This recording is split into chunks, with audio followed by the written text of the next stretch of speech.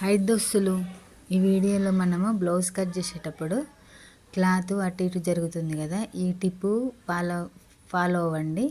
ఇది కొత్త వాళ్ళ గురించి అండి. క్లాత్ అటు ఇటు జరగకుండా నేను ఏ విధంగా చూపిస్తున్నానో చూడండి. మనం కట్ చేసే క్లాత్ మన ఎడమ చేయి సైడ్ ఉండాలండి.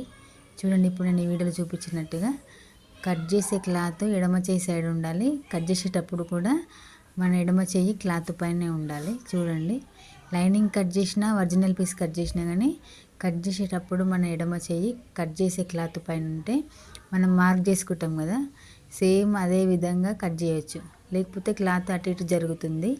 చూడండి, ఇప్పుడు నేను ఈ వీడియోలో చూపించిన విధంగా కట్ చేసుకోండి.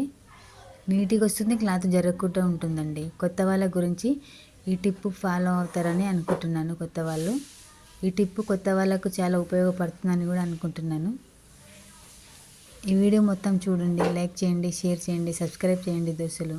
చూడండి ఎంత బాగా కట్ చేసినో, నీట్గా వచ్చింది. కట్ చేయడం కూడా నీట్గా వస్తుంది, క్లాత్ కూడా జరగకుండా ఉంటుంది. ఈ వీడియో మొత్తం చూసి లైక్ చేయండి, సపోర్ట్ చేయండి, కొంచెం సబ్స్క్రైబ్ చేసుకోండి మా ఛానల్ని ప్లీజ్ దోస్తులు.